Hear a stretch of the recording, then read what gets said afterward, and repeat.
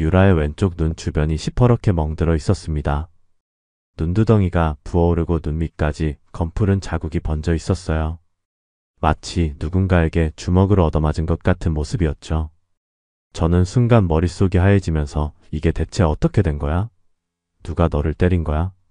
라고 소리쳤습니다. 유라는 제가 소리를 지르자 깜짝 놀란 표정을 지으면서 다시 안경을 제자리에 올려놓았어요. 그리고는 아니야, 별거 아니야. 길에서 좀 다퉜어 라고 대답했습니다. 하지만 그 말이 전혀 설득력이 없었어요. 길에서 다툼이 있었다면 왜 지금까지 말하지 않았을까요? 그리고 그 정도로 심하게 멍이 들 정도의 다툼이라면 경찰에 신고를 했어야 하는 거 아닌가요?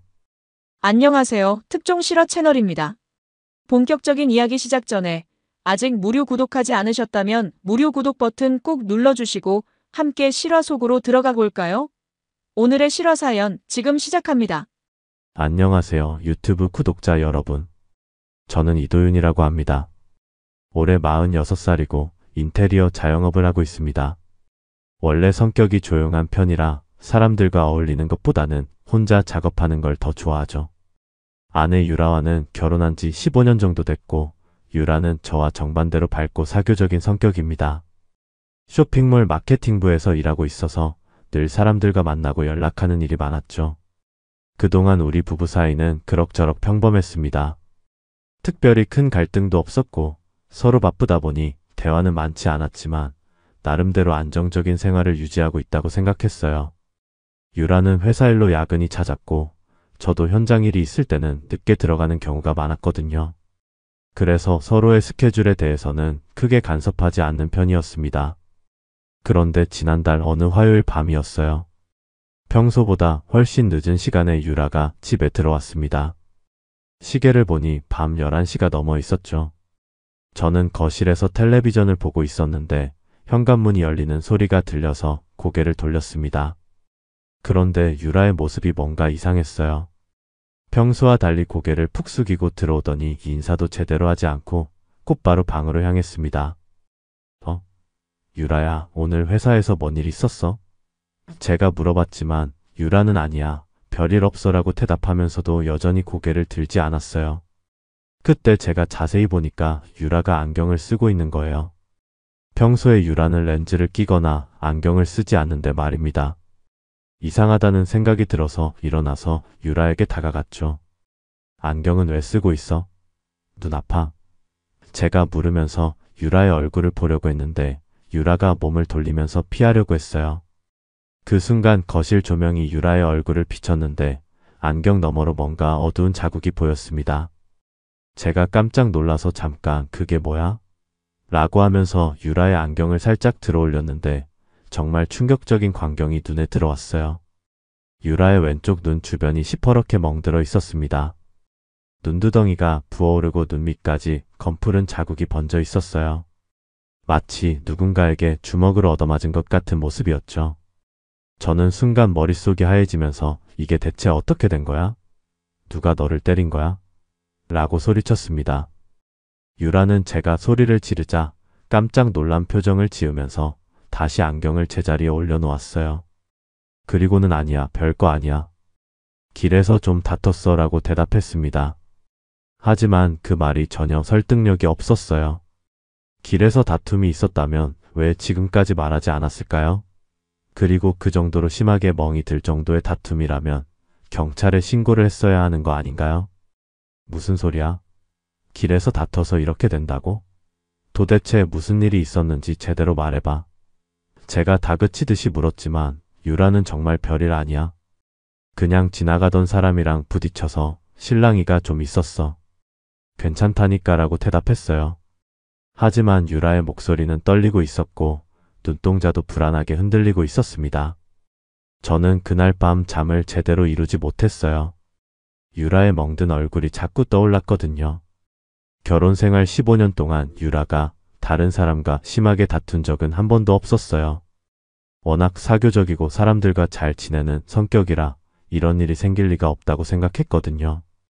뭔가 유라가 숨기고 있는 일이 있다는 확신이 들기 시작했습니다.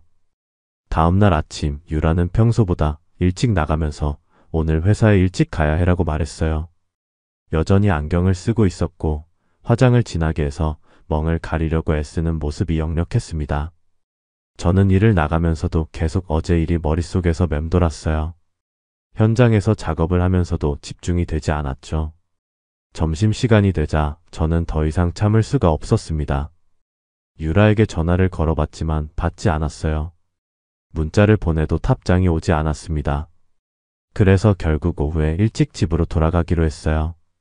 유라가 숨기고 있는 게 뭔지 알아내야겠다고 생각했거든요. 집에 도착해서 가장 먼저 한 일은 유라의 물건들을 살펴보는 것이었습니다. 평소에 유라의 사생활을 간섭하지 않았지만 이번 일은 다른 차원의 문제라고 생각했어요. 유라의 가방을 뒤져봤지만 특별한 건 없었고 화장대 서랍도 마찬가지였습니다. 그런데 갑자기 유라의 휴대폰이 생각났어요. 평소에 유라는 휴대폰을 거실 소파에 두고 다니는 경우가 많았는데 어제부터는 계속 들고 다니더라고요. 그리고 예전에는 비밀번호가 제 생일이었는데 며칠 전부터 비밀번호를 바꾼 것 같았어요. 시도해봤지만 열리지 않았거든요. 하지만 저는 유라의 휴대폰을 컴퓨터에 백업해둔 게 있다는 걸 기억했습니다. 몇 달 전에 유라의 휴대폰이 고장났을 때 제가 백업을 해둔 적이 있었거든요. 컴퓨터를 켜서 백업 파일을 열어보니 사진들이 나왔어요.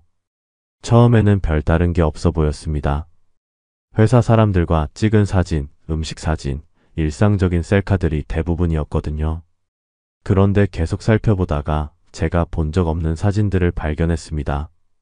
모텔 침대에서 찍은 것으로 보이는 사진들이었어요. 유라가 혼자 찍은 게 아니라 누군가와 함께 있는 듯한 각도로 촬영된 사진들이었죠. 심장이 쿵쾅거리기 시작했어요. 설마 하는 생각이 들면서도 더 자세히 살펴봤습니다. 그러다가 결정적인 사진을 발견했어요. 유라가 낯선 남자와 함께 침대에 누워있는 사진이었습니다. 둘 다 옷을 제대로 입지 않은 상태였고 친밀한 포즈를 취하고 있었어요. 저는 그 순간 정말 충격을 받았습니다. 손이 덜덜 떨려서 마우스를 제대로 잡을 수도 없었어요. 그 남자는 제가 전혀 모르는 사람이었습니다. 나이는 저와 비슷해 보였고 체격이 건장한 편이었어요.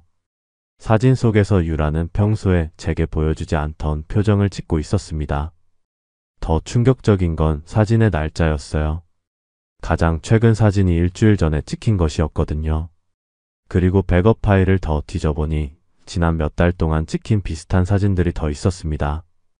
이게 단순히 일회성이 아니라 지속적인 관계였다는 뜻이었죠. 저는 그대로 주저앉았어요. 결혼 15년 동안 저는 유라를 완전히 신뢰했었거든요. 물론 부부 사이에 완벽한 사랑은 없다고 해도 최소한의 신의는 지킬 거라고 생각했는데 완전히 배신당한 기분이었습니다. 그때 현관문이 열리는 소리가 들렸어요. 유라가 돌아온 거였죠. 저는 급하게 컴퓨터를 끄고 평상시처럼 행동하려고 했지만 쉽지 않았어요. 유라가 거실로 들어오면서 일찍 왔네라고 말했지만 저는 제대로 대답할 수가 없었습니다. 유라야, 잠깐 앉아봐. 할 말이 있어. 저는 최대한 침착하게 말했어요. 유라는 뭔가 이상함을 눈치챘는지 경계하는 표정을 지었습니다. 무슨 일이야? 어제 내 얼굴에 난 먹말이야.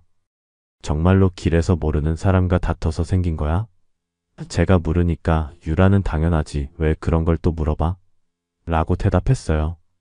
하지만 목소리에 확신이 없었습니다. 그럼 이 사진들은 뭔데? 저는 컴퓨터를 다시 켜서 방금 본 사진들을 보여줬어요. 유라의 얼굴이 순간 하얗게 변했습니다. 이건 어디서? 내 휴대폰 백업에서 나온 거야. 이게 정말 길에서 다퉈서 생긴 멍이야? 제가 다시 물었을 때 유라는 더 이상 변명할 수 없다는 걸 깨달았는지 고개를 숙였어요. 한참 침묵이 흐른 뒤에 유라가 입을 열었습니다. 미안해. 정말 미안해. 나도 이렇게 될 줄 몰랐어. 그리고는 어제 멍에 대한 진실을 털어놨어요. 그 남자와 헤어지자고 했더니 화를 내면서 유라를 때렸다는 거였죠. 유라의 고백을 듣고 나서 저는 며칠 동안 정신이 멍했습니다. 밥도 제대로 먹지 못했고 일도 손에 잡히지 않았어요. 하지만 시간이 지나면서 분노가 치밀어 올랐습니다. 특히 유라를 때린 그 남자에 대한 분노가 컸어요. 아무리 불륜 관계였다고 해도 여자를 때릴 권리는 없는 거 아닌가요? 유라는 그 남자와 완전히 헤어졌다고 했지만 저는 믿을 수가 없었어요. 한 번 배신한 사람을 어떻게 믿을 수 있겠습니까? 그래서 저는 모든 것을 명확하게 정리하기로 결심했습니다. 감정적으로 대응하지 말고 체계적으로 접근해야겠다고 생각했어요. 먼저 그 남자의 신원부터 파악해야 했습니다. 사진만으로는 누군지 알 수 없었거든요. 유라에게 물어봤지만 그냥 알게 된 사람이라고만 하면서 자세한 얘기를 하지 않았어요. 하지만 저는 포기하지 않았습니다. 유라의 휴대폰 백업 파일을 더 자세히 뒤져봤어요. 사진뿐만 아니라 문자 메시지 내역도 백업되어 있었거든요. 지난 몇 달간의 문자를 살펴보니 박 실장이라는 이름으로 저장된 번호와 주고받은 메시지들이 엄청 많았어요. 처음에는 업무적인 내용인 줄 알았는데 자세히 읽어보니 완전히 다른 내용이었습니다. 서로를 자기야, 오빠 이런 식으로 부르면서 만날 약속을 잡는 내용들이었어요. 그리고 최근 메시지들을 보니 더욱 충격적이었습니다. 박 실장이라는 사람이 유라에게 보낸 메시지 중에 내가 나를 버리려고? 그동안 내 덕분에 계약 얼마나 따왔는데라는 내용이 있었어요. 그리고 조용히 안 하면 너희 남편한테 다 말해버릴 거야 라는 협박성 메시지도 있었죠. 가장 최근 메시지는 유라가 헤어지자고 한 날 받은 건데 마지막으로 만나자. 안 나오면 진짜 후회할 거야 라는 내용이었어요. 그리고 그 다음 날이 바로 유라가 멍들어서 들어온 날이었습니다. 이 메시지들을 보니 상황이 더 명확해졌어요. 단순한 불륜이 아니라 그 남자가 유라를 이용해서 사업적인 이익을 얻었고 유라가 헤어지려고 하니까 협박하고 심지어 폭력까지 쓴 거였죠. 저는 이 모든 증거들을 정리하기 시작했습니다. 사진들을 따로 저장하고 문자 메시지들도 캡처해서 정리했어요. 그리고 유라의 멍든 얼굴 사진도 찍어두었습니다. 유라는 처음에 사진 찍는 걸 거부했지만 제가 이건 증거로 남겨둬야 해라고 설득했어요. 다음날 저는 유라를 병원에 데려갔습니다. 진단서를 받기 위해서였어요. 의사 선생님은 유라의 얼굴을 보시더니 이 정도 멍이면 상당한 충격을 받은 것 같은데 어떻게 다치셨나요? 라고 물었습니다. 유라는 말을 못하고 있어서 제가 대신 타인으로부터 폭행을 당했습니다. 라고 말했어요. 의사 선생님은 진단서에 타박상으로 인한 안면부 혈종, 전치 이주라고 적어주셨습니다. 병원에서 나오면서 유라가 저에게 말했어요. 도윤아, 이제 그만하자. 그 사람과는 정말 끝났어. 더 이상 문제를 키우지 말고 우리끼리 해결하자. 하지만 저는 고개를 저었습니다. 유라야, 이건 우리끼리 해결할 문제가 아니야. 그 사람이 너를 때린 것도 문제고 협박한 것도 문제야. 이런 사람을 그냥 놔두면 안 돼. 사실 저는 그 남자에 대한 분노도 있었지만 유라에 대한 실망감도 컸어요. 15년간 쌓아온 신뢰가 한순간에 무너진 기분이었거든요. 그래서 이 일을 제대로 매듭짓고 싶었습니다. 그날 밤 저는 인터넷을 통해 박 실장의 신원을 추적해봤어요. 유라의 회사 홈페이지를 찾아보니 협력업체 목록이 있었고 그 중에서 박 시성을 가진 사람들을 찾아봤습니다. 몇 개의 회사가 나왔는데 각각의 홈페이지를 들어가서 임직원 소개를 확인했어요. 드디어 찾았습니다. 마케팅 대행업체의 영업실장으로 일하는 박민호라는 사람이었어요. 사진을 보니 백업 파일에서 본 그 남자가 맞았습니다. 나이는 51살, 기혼자라고 되어 있었어요. 이제 상대방의 신원도 파악했고 증거도 충분히 모았습니다. 다음 단계를 계획해야 할 때였어요. 박민호의 신원을 파악한 뒤 저는 좀 더 구체적인 정보가 필요하다고 생각했어요. 그런데 며칠 뒤 뜻밖의 연락이 왔습니다. 유라의 회사 동료인 김미정이라는 여직원이 제게 전화를 한 거였어요. 안녕하세요. 유라 언니 남편분이죠? 저는 같은 부서에서 일하는 김미정이라고 합니다. 미정은 조심스럽게 말을 시작했어요. 혹시 시간 되실 때 잠깐 만나서 얘기할 수 있을까요? 유라 언니에 관해서 말씀드릴 게 있어서요. 저는 궁금해서 그날 저녁에 미정과 만나기로 했습니다. 회사 근처 카페에서 만났는데 미정은 28살 정도로 보이는 젊은 여성이었어요. 처음에는 조심스럽게 말을 꺼내더니 점점 더 구체적인 얘기를 해주었습니다. 사실 유라 언니가 박 실장님과 이상한 관계라는 건 부서 사람들이 다 알고 있었어요. 처음에는 그냥 업무상 가까운 사이인 줄 알았는데 시간이 지나면서 뭔가 수상하더라고요. 미정의 말에 따르면 박민호는 유라의 회사와 1년 전부터 거래를 시작했다고 해요.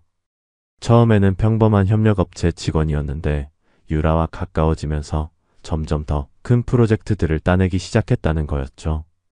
그리고 박 실장이 우리 회사 여직원들한테 좀 그래요. 술자리에서 은근히 스킨십 하려고 하고 단둘이 만나자고 하고 여러 명이 불편해했어요. 그런데 유라 언니만 그런 건 아니었던 것 같아요. 이 말을 듣고 저는 깜짝 놀랐습니다. 다른 여직원들도 박민호와 그런 관계였다는 뜻인가요? 확실하지는 않지만 소문으로는 그런 얘기가 있었어요. 특히 신입사원들을 타겟으로 하는 것 같았거든요. 계약을 빌미로 접근하는 거죠. 미정은 계속해서 더 충격적인 얘기를 해주었어요. 박민호가 회사 내에서 어떤 식으로 행동했는지, 여직원들을 어떻게 대했는지에 대한 구체적인 사례들을 들려준 거였죠. 며칠 전에는 유라 언니가 회사에서 울고 있는 걸 봤어요. 화장실에서 전화 통화를 하는데 그만하자, 이제 정말 그만하자라고 계속 말하더라고요. 그때 얼굴에 멍도 있었고요. 저는 미정에게 고마움을 표하면서 한 가지 더 부탁했어요. 혹시 회사 주변 CCTV 자료를 볼 수 있는 방법이 있을까요? 박민호가 유라를 때린 날의 영상을 확인하고 싶거든요. 미정은 잠깐 생각하더니 회사 입구 CCTV는 보안팀에서 관리하는데 정당한 사유가 있으면 열람할 수 있어요. 하지만 개인적으로는 어려울 것 같고요. 그래서 저는 다른 방법을 생각해 봤어요. 회사 주변 상가들의 CCTV를 확인해 보는 거였죠. 다음 날 저는 유라의 회사 주변을 돌아다니면서 CCTV가 설치된 곳들을 확인했습니다. 회사 건물 맞은편에 있는 편의점 사장님께 사정을 말씀드렸어요.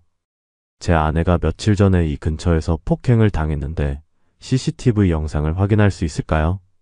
사장님은 처음에는 개인정보 문제 때문에 망설이셨지만 제가 진단서와 사진을 보여드리니까 도와주시겠다고 하셨어요.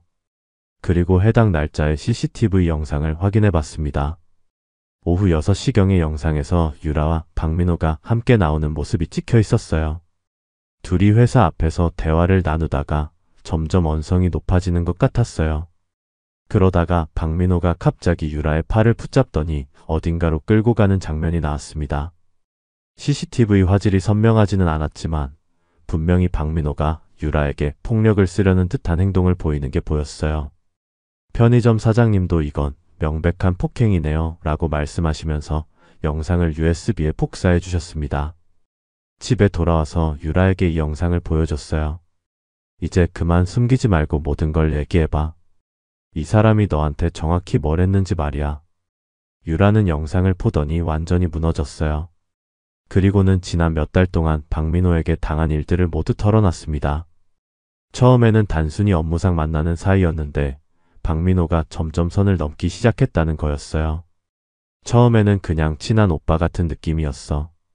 일도 많이 도와주고 회사 일로 스트레스 받을 때 상담도 해주고. 그런데 언제부턴가 사적인 만남을 원하기 시작했어. 거절하면 일에 지장을 줄 것 같아서. 그래서 한두 번 만났는데 그게 이렇게 될 줄은 몰랐어. 유라의 고백을 들으면서 저는 더욱 분노가 치밀었어요. 박민호라는 사람이 자신의 사업적 지위를 이용해서 유라를 압박한 거였죠. 그리고 헤어지려고 하니까 협박하고 폭행한 겁니다. 유라의 모든 고백을 들은 후 저는 박민호를 법적으로 처벌하기로 마음먹었습니다. 하지만 그 전에 결정적인 증거를 하나 더 확보해야 했어요. 박민호의 폭력과 협박을 직접 녹음할 수 있다면 법정에서 훨씬 유리할 거라고 생각했거든요. 그래서 저는 유라에게 제안했습니다. 박민호와 마지막으로 한 번 더 만나자. 하지만 이번에는 내가 숨어서 모든 걸 녹음할 거야. 유라는 처음에 무서워하면서 거부했어요. 만약 그 사람이 또 화를 내면 어떡해? 이번엔 정말 위험할 수도 있어. 하지만 저는 유라를 설득했습니다. 이 사람을 그냥 놔두면 안 돼. 너 말고도 다른 여자들이 피해를 볼 수 있어. 그리고 내가 근처에서 지켜보고 있을 거니까 걱정하지 마. 며칠 후 유라가 박민호에게 연락했어요. 한 번만 더 만나서 정리하고 싶어요. 우리 관계를 깔끔하게 정리해야겠어요. 박민호는 처음에는 만나기 싫다고 했지만 유라가 계속 부탁하니까 결국 만나기로 했습니다. 만날 장소는 회사 근처 조용한 카페로 정했어요. 저는 미리 가서 박민호와 유라가 앉을 자리에서 떨어진 곳에 자리를 잡았습니다. 그리고 녹음기를 준비했죠. 유라도 가방 안에 작은 녹음기를 숨겨서 가져갔어요. 오후 6시 박민호가 먼저 도착했습니다. 키가 크고 체격이 좋은 남자였는데 얼굴 표정이 상당히 굳어 있었어요. 10분 후에 유라가 들어왔고 박민호는 유라를 보자마자 차가운 시선을 보냈습니다. 뭘 정리하겠다는 거야? 지난번에 내가 분명히 말했잖아. 우리 관계가 그렇게 쉽게 끝날 수 있는 게 아니라고. 박민호의 목소리에는 위협적인 톤이 섞여 있었어요. 유라는 떨리는 목소리로 대답했습니다. 오빠 정말 이제 그만해요. 저도 가정이 있고 이런 관계를 계속 유지할 수는 없어요. 하지만 박민호는 코웃음을 쳤어요. 가정이 있다고? 그럼 처음부터 왜 나한테 접근했어? 내가 너 때문에 얼마나 많은 일을 따왔는지 알아? 너희 회사 프로젝트 중에 내가 안 건드린 게 있나? 박민호는 점점 목소리를 높이기 시작했어요. 다른 손님들이 쳐다볼 정도였죠. 그리고 너만 그런 관계였던 줄 알아? 내가 김지영이랑 박소영이랑도 똑같이 했다는 거 너도 알잖아. 근데 걔들은 나한테 반항하지 않았어. 이 말을 들은 순간 저는 정말 분노가 치밀었어요. 박민호가 회사의 여러 여직원들을 상대로 이런 짓을 했다는 걸 스스로 자백한 거였거든요. 유라도 충격을 받은 듯 얼굴이 하얗게 변했습니다. 그리고 내가 나를 배신한다면 난 가만히 있지 않을 거야. 너희 남편한테 모든 걸 다 말해줄 거고 너희 회사에도 너의 진짜 모습을 폭로할 거야. 박민호는 협박을 계속했어요. 유라가 제발 그러지 마세요. 정말 마지막으로 부탁드릴게요 라고 애원했지만 박민호는 들을 생각이 없었습니다. 오히려 더욱 거칠어졌어요. 마지막 부탁. 웃기지 마. 너는 이미 내 것이야. 내가 원할 때까지 계속 만날 거고 내 말을 들어야 해. 그러면서 박민호가 갑자기 유라의 손목을 세게 붙잡았어요. 유라가 아파요. 놓아주세요 라고 말했지만 박민호는 더 세게 잡았습니다. 그리고는 지난번처럼 또 맞고 싶어? 다음엔 얼굴만 맞는 게 아닐 거야 라고 위협했어요. 저는 더 이상 참을 수 없었습니다. 자리에서 일어나서 박민호에게 다가갔어요. 손 놓으세요. 제가 갑자기 나타나자 박민호는 깜짝 놀란 표정을 지었습니다. 당신이 누구야? 박민호가 물었을 때 저는 유라의 남편입니다 라고 대답했어요. 그러자 박민호의 얼굴이 순간 굳어졌습니다. 아, 그래? 그럼 내 부인이 나랑 어떤 사이였는지 이제 알겠네. 박민호는 당황하지 않고 오히려 비웃는 듯한 표정을 지었어요. 자기 부인도 제대로 관리 못하면서 뭘 어쩌겠다는 거야? 그 순간 박민호가 일어나면서 저에게 다가왔어요. 그리고 내가 뭘 할 수 있다고 생각해? 증거라도 있어? 하지만 저는 침착하게 대답했습니다. 지금까지의 대화가 모두 녹음되었습니다. 그리고 당신이 제 아내를 폭행한 CCTV 영상도 있고요. 박민호의 얼굴에서 여유가 사라졌어요. 뭐라고? 그러면서 저에게 주먹을 날리려고 했습니다. 하지만 제가 미리 연락해둔 경찰들이 그 순간 카페로 들어왔어요. 박민호 씨죠? 폭행과 협박 혐의로 체포합니다. 박민호가 현행범으로 체포된 후 본격적인 법적 절차가 시작되었습니다. 저는 변호사와 상담을 통해 형사고발과 민사소송을 동시에 진행하기로 했어요. 형사고발은 폭행, 협박, 그리고 업무상 지위를 이용한 성적 괴롭힘 혐의로 했고 민사소송은 정신적 피해에 대한 위자료 3천만 원을 청구했습니다. 경찰서에서 조사를 받는 동안 박민호는 처음에는 모든 혐의를 부인했어요. 그냥 사업상 만나는 사이였고 폭행한 적도 없다고 주장했거든요. 하지만 저희가 준비한 증거들이 너무 확실했습니다. 먼저 유라의 얼굴 멍사진과 진단서, 그리고 CCTV 영상을 제출했어요. 여기에 카페에서 녹음한 대화 내용까지 더해지니까 박민호는 더 이상 변명할 수 없었습니다. 특히 녹음된 대화에서 자신이 다른 여직원들과도 비슷한 관계를 맺었다고 자백한 부분이 결정적이었어요. 경찰 조사 과정에서 박민호는 점점 더 추악한 모습을 드러냈습니다. 내가 유라 때문에 얼마나 많은 계약을 따줬는데 배은망덕하게 나를 배신하려고 하니까 화가 난 거야. 그리고 다른 여자들 얘기는 그건 서로 합의해야 된 일이야. 하지만 조사관들은 박민호의 말을 믿지 않았어요. 오히려 업무상 지위를 이용해서 여성 직원들을 성적으로 괴롭힌 것 같은데 다른 피해자들도 있는 거 아니냐고 추궁했습니다. 그러자 박민호가 갑자기 화를 내면서 더 충격적인 말을 했어요. 피해자? 웃기지 마. 걔들이 먼저 나한테 접근한 거야. 특히 유라는 자기가 나한테 매달렸어. 내가 계약 좀 따주니까 고마워서 그런 거지. 내가 강요한 게 아니야. 저는 조사실 밖에서 이 말을 듣고 있었는데 정말 분노가 치밀었어요. 자신의 잘못은 인정하지 않으면서 오히려 피해자인 유라를 비난하는 모습이 너무 비열했거든요. 며칠 후 더 놀라운 일이 일어났습니다. 유라의 회사에서 연락이 온 거예요. 박민호가 체포된 소식을 듣고 회사에서 자체 감사를 실시했는데 정말로 다른 피해자들이 더 있다는 게 밝혀진 거였습니다. 김지영과 박소영 외에도 신입사원 2명이 더 박민호에게 피해를 당했다고 신고했어요. 이들의 증언에 따르면 박민호는 계약을 빌미로 여직원들에게 접근해서 사적인 만남을 강요했고 거부하면 업무에 불이익을 주겠다고 협박했다는 거였죠. 회사 인사팀장이 저에게 전화해서 말했어요. 저희도 이런 일이 있었는지 전혀 몰랐습니다. 박민호와의 모든 계약을 해지하고 피해를 당한 직원들을 보호하기 위한 조치를 취할 예정입니다. 박민호의 회사에서도 연락이 왔어요. 박민호가 회사의 명예를 실추시켰다며 즉시 해고 조치했다는 내용이었습니다. 그리고 박민호가 그동안 따온 계약들 중 상당수가 이런 부정한 방법으로 이뤄진 것 같다며 회사 차원에서도 조사하겠다고 했어요. 한편 유라는 경찰 조사를 받으면서 많이 힘들어했습니다. 자신의 과거를 되짚어야 하는 것도 고통스러웠지만 다른 사람들이 자신을 어떻게 볼까 하는 걱정도 컸어요. 도윤아, 내가 정말 잘못했어. 처음에 박민호가 접근했을 때 단호하게 거절했어야 했는데 그때 계약 때문에 회사에서 압박이 심했거든. 성과를 내야 한다는 부담감에 판단력을 잃었던 것 같아. 유라는 눈물을 흘리면서 계속 사과했지만 저는 복잡한 심정이었어요.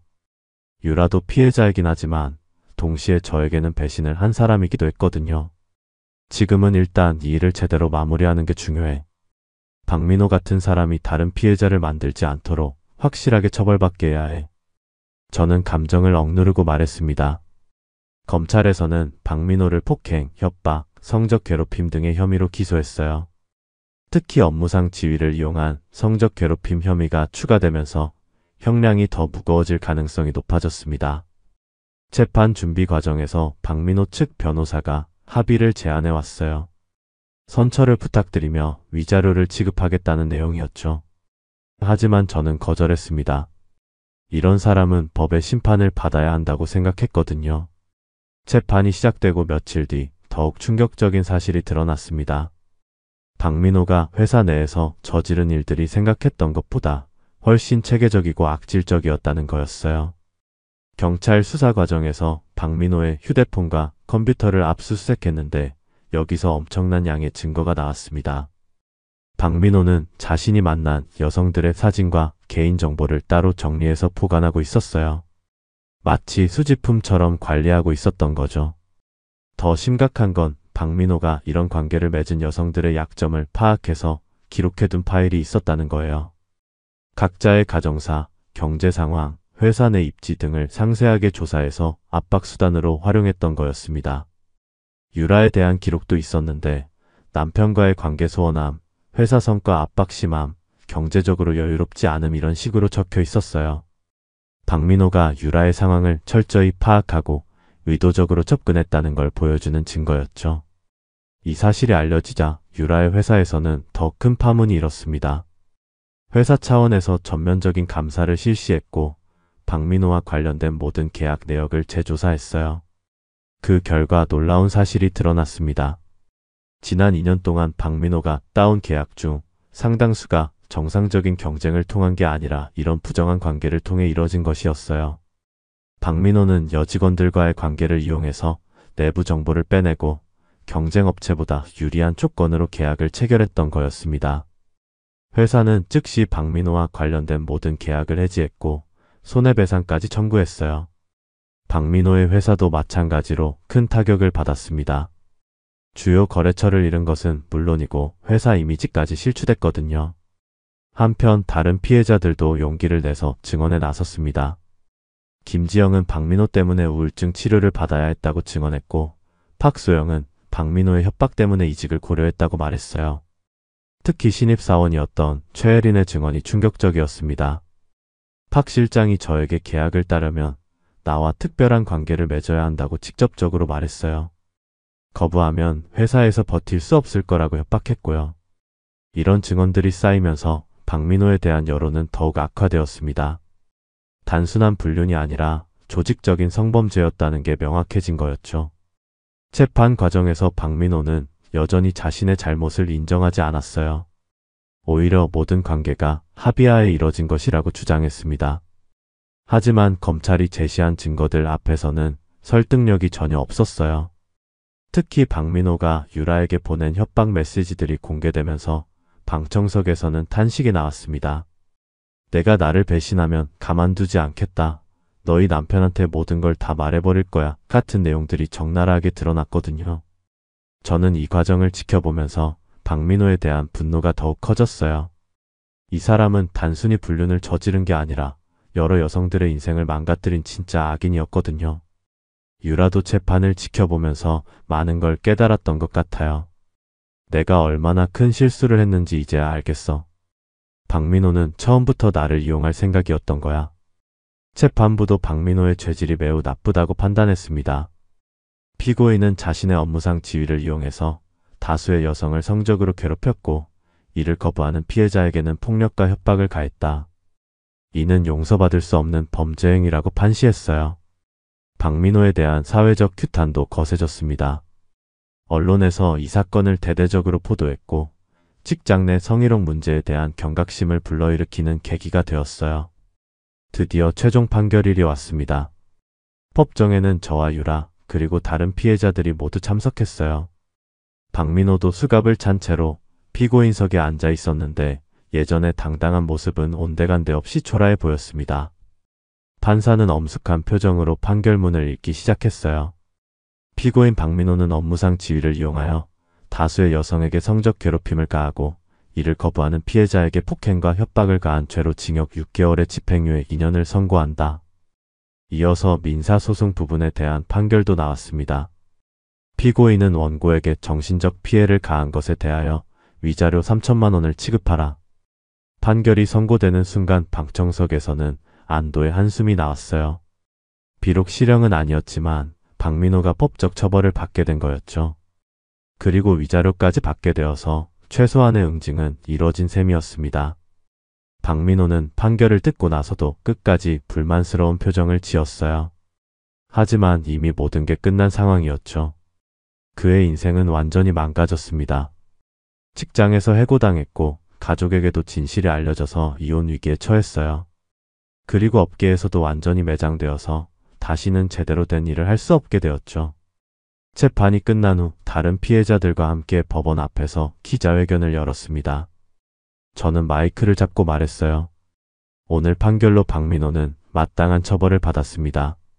하지만 더 중요한 건 이런 일이 다시는 일어나지 않도록 하는 것입니다. 김지영도 용기 있게 발언했어요. 저희가 이렇게 나선 이유는 더 이상의 피해자가 나오지 않게 하기 위해서입니다. 직장에서 권력을 이용해서 여성을 괴롭히는 사람들에게 경고하고 싶습니다. 언론에서는 이 사건을 계기로 직장 내 성희롱 문제에 대한 심층 보도를 이어갔어요. 그리고 여러 기업들이 관련 예방 교육을 강화하고 신고 체계를 개선하는 계기가 되었습니다. 유라의 회사에서도 큰 변화가 있었어요. 성희롱 예방 교육을 의무화하고 외부 업체와의 거래 과정에서도 윤리 규정을 강화했습니다. 그리고 피해자 보호를 위한 전담 부서도 신설했어요. 하지만 저에게는 아직 끝나지 않은 문제가 있었습니다. 바로 유라와의 관계였어요. 박민호는 처벌받았지만 저와 유라 사이의 상처는 그렇게 쉽게 아물지 않았거든요. 며칠 후 저는 유라에게 말했습니다. 이제 박민호 일은 정리되었어. 하지만 우리 사이의 문제는 별개야. 유라는 눈물을 흘리면서 정말 미안해. 어떻게 하면 용서받을 수 있을까라고 물었어요. 저는 한참을 생각한 후에 대답했습니다. 용서는 시간이 필요해. 지금 당장은 어렵다. 그리고는 이혼 서류를 내밀었어요. 하지만 위자료는 따로 요구하지 않을게. 박민호에게 받은 돈으로 충분하니까. 유라는 서류를 받아들고는 고개를 끄덕였어요. 알겠어. 내가 저지른 일에 대한 대가를 치르는 게 맞아. 마지막으로 저는 유라에게 한 장의 사진을 보여줬습니다. 유라가 박민호에게 맞고 온 그날 찍은 멍든 얼굴 사진이었어요. 이 사진을 보면서 내가 깨달은 게 있어. 내가 그날 이렇게 맞고 와서도 거짓말을 한 순간부터 나는 이미 너를 믿지 않기로 결심했던 거야. 유라는 그 사진을 보고는 더욱 울음을 터뜨렸습니다. 하지만 저는 더 이상 동정하지 않았어요. 이미 모든 감정이 정리된 상태였거든요. 그렇게 모든 일이 마무리되었습니다. 박민호는 자신의 악행에 대한 대가를 톡톡히 치렀고 저는 배신한 아내와 깔끔하게 정리했어요. 물론 상처는 남았지만 적어도 억울하지는 않았습니다. 이번 사연은 46살 인테리어 자영업자 이도윤이 아내 유라의 불륜을 발견하면서 시작된 이야기입니다. 유라가 얼굴에 멍을 들고 온 것을 계기로 모든 진실이 드러났죠. 상간남 박민호는 단순한 불륜 상대가 아니라 직장 내 지위를 이용해 여러 여성을 괴롭힌 상습범이었습니다. 도윤은 감정적으로 대응하지 않고 체계적으로 증거를 수집했어요. CCTV 영상, 녹음, 다른 피해자들의 증언까지 확보해서 박민호를 완벽하게 처벌했습니다. 결국 박민호는 징역 6개월 집행유예와 위자료 3천만 원 배상 판결을 받았고 직장에서 해고되며 인생이 완전히 망가졌죠. 도윤은 박민호를 처벌하는 것에서 그치지 않고 유라와도 깔끔하게 정리했습니다. 용서하지 않고 이혼을 선택했지만 위자료는 요구하지 않는 선에서 마무리했어요. 저는 이 이야기를 통해 몇 가지 중요한 교훈을 얻었습니다. 첫째, 감정적으로 대응하지 말고 냉정하게 증거를 수집하는 것의 중요성이죠. 도윤이 처음 진실을 알았을 때 충동적으로 행동했다면 이렇게 완벽한 결과를 얻지 못했을 거예요. 둘째, 악한 사람은 반드시 그에 맞는 대가를 치러야 한다는 것입니다. 박민호 같은 사람을 그냥 넘어가면 더 많은 피해자가 생길 수 있거든요.